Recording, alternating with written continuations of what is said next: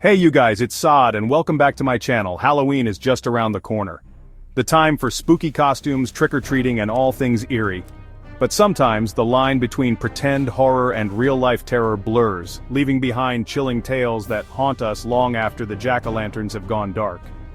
Today, we delve into the chilling murders that happened on Halloween night.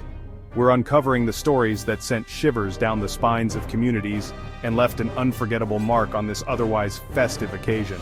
So grab your pumpkin spice latte, light a spooky candle because things are about to get real in here.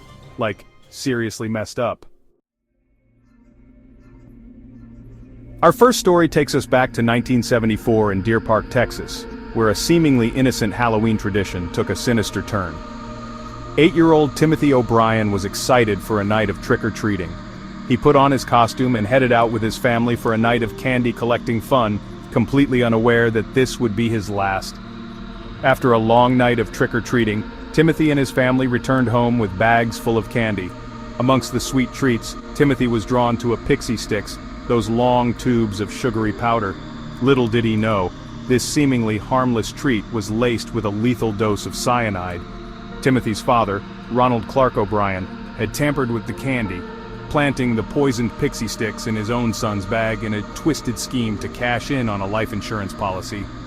As Timothy dug into his Halloween candy, he complained about the bitter taste of the powder. His parents encouraged him to have some Kool-Aid, thinking it was just a weird candy taste. Shortly after, Timothy started experiencing vomiting and convulsions. He was rushed to the hospital, but sadly it was too late. The doctors couldn't save him. The authorities discovered that Ronald O'Brien was in deep debt and had taken out life insurance policies on his children shortly before Halloween. He had also purchased cyanide from his place of work, claiming it was for killing rats. His actions were premeditated and cold-hearted. Ronald was arrested and charged with the murder of his son. He was sentenced to death, and in March 1984, Ronald Clark O'Brien was executed by lethal injection. The case left a chilling mark on Halloween traditions forever. Our next story takes us to the Bronx, New York, in 1998. Halloween night, a time for mischief and mayhem, right? But sometimes, a harmless prank can spiral into unimaginable tragedy. 17-year-old Carl Jackson was out with his friends, their youthful energy buzzing with the excitement of the night. They decided to partake in a little Halloween mischief, egging cars. One of the cars they egged belonged to a man named Daniel Schaefer. Schaffer, instead of just letting it slide, grabbed his gun, fueled by anger and a desire for revenge, and went out looking for the pranksters. Schaffer confronted Carl and his friends, and in a horrifying turn of events, he shot Carl in the chest. The teenagers, terrified, fled the scene, leaving a mortally wounded Carl behind. Emergency services rushed to the scene, but sadly it was too late. Carl Jackson, a young life full of potential, was pronounced dead. Schaffer was later apprehended and charged with second-degree murder. He claimed he acted in self-defense, that he felt threatened by the teenagers. But the jury didn't buy it. They found him guilty, and he was sentenced to 20 years to life in prison. Let's move on to a case that truly shook a community to its core, leaving an indelible mark on everyone involved. Picture this. It's Halloween night in 2010, in a quiet neighborhood in Beulah, Ohio. The streets are lined with houses decorated for the occasion, and the air is filled with the sounds of laughter and excitement. The leaves are falling, there's a chill in the air, and kids are out trick-or-treating, their costumes adding a festive touch to the autumn night. It seems like any other Halloween, right? But for the Liske family, this night would become a waking nightmare, one that would haunt the community for years to come. William Liske, the father, and his girlfriend, were out for the evening, leaving his 3 children, 12-year-old Brittany, 5-year-old Jaden, and 6-year-old Derek, at home, presumably safe and sound. As the night went on, neighbors reported hearing strange noises coming from the Liske house, but dismissed them as Halloween pranks, a common occurrence on such a night.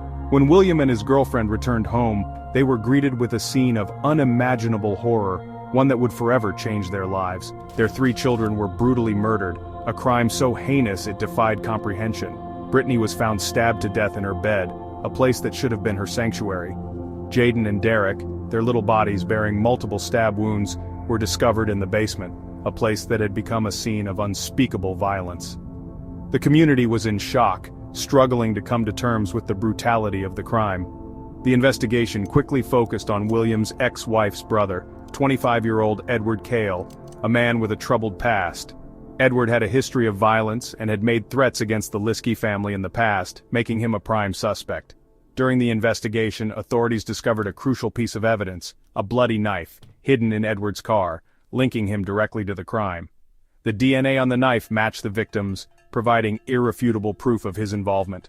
Edward Cale was arrested and charged with 3 counts of aggravated murder, charges that would lead to a highly publicized trial.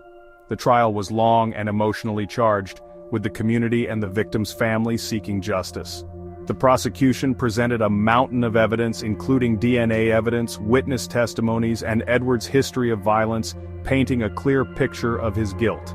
In 2013, Edward Cale was found guilty on all 3 counts of aggravated murder, a verdict that brought some measure of closure to the grieving community.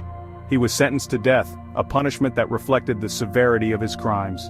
The Liske family murders serve as a chilling reminder that evil can lurk in the shadows, even on a night meant for fun and celebration, forever altering the lives of those it touches. Our next case takes us back to the golden age of Hollywood, 1957, Los Angeles, California. Halloween night, a time when the city transforms into a playground of costumes and characters. But amidst the glitz and glamour, a chilling murder sent shockwaves through the city, a murder shrouded in mystery and intrigue. Peter Fabiano, a well-known Los Angeles hairdresser, was found dead in his apartment. He had been shot twice at close range. The most baffling aspect of the case? The killer was dressed in a meticulously crafted disguise, making it nearly impossible to determine their identity. Imagine this, it's Halloween night, and Peter is getting ready for a costume party. He's putting the finishing touches on his outfit when there's a knock at the door. He opens it, expecting to see a fellow partygoer, but standing there is a stranger, their face hidden behind a mask. The stranger forces their way into Peter's apartment, and before he can react, they shoot him twice. The killer then flees the scene, disappearing into the night, leaving behind a trail of unanswered questions. Despite the efforts of the LAPD, the case went cold, leaving Peter's loved ones without answers, and the killer, hidden behind their mask, still at large. The murder of Peter Fabiano on Halloween night remains one of Los Angeles's most intriguing unsolved mysteries.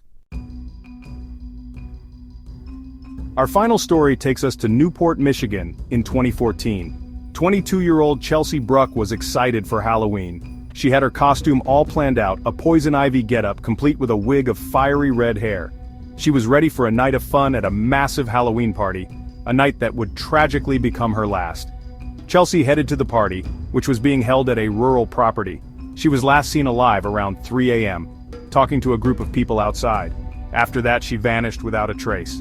Her friends and family, worried sick, contacted the authorities, and a massive search effort was launched. Days turned into weeks, weeks into months, and there was still no sign of Chelsea. The community held on to hope, but it was fading fast. Her disappearance haunted the community, her face plastered on missing posters everywhere. Hope began to dwindle with each passing day. The vigils and prayers continued, but answers remained elusive. Then, 6 months later, a horrifying discovery was made. Construction workers working on a property miles away from the party stumbled upon human remains. Dental records confirmed their worst fears. It was Chelsea Bruck. The news sent shockwaves through the community. The grief was palpable, and the sense of loss was overwhelming. Chelsea's disappearance had transformed from a missing persons case into a homicide investigation. However, a break in the case came when investigators discovered a piece of Chelsea's costume, the poison ivy wig, snagged on a tree branch near where her body was found. This crucial piece of evidence led them to a man named Daniel Clay, who had attended the same Halloween party as Chelsea. Daniel Clay was brought in for questioning, and after hours of interrogation, he confessed to killing Chelsea. He claimed that he met Chelsea at the party and they hooked up. He claimed that things went wrong, that Chelsea died accidentally during a sex game gone wrong. He then panicked and disposed of her body. The details of Chelsea's death, as described by Clay, were gruesome and disturbing. Clay was arrested and charged with first-degree murder. The prosecution presented a strong case, highlighting Clay's inconsistent statements and the evidence found at the crime scene. In the end, the jury didn't believe Clay's story. They saw through his lies and deception. They found him guilty of first-degree murder, and he was sentenced to life in prison without the possibility of parole. Justice, though delayed, was finally served for Chelsea Bruck. These stories remind us that sometimes the scariest things on Halloween aren't the costumes or the decorations, but the real-life horrors that can happen. Stay safe, and remember to always be aware of your surroundings. Trust your instincts, and if something feels off, it probably is. Thanks for watching, and don't forget to like, comment, and subscribe for more true crime stories. And until next time, stay spooky, but most importantly, stay safe.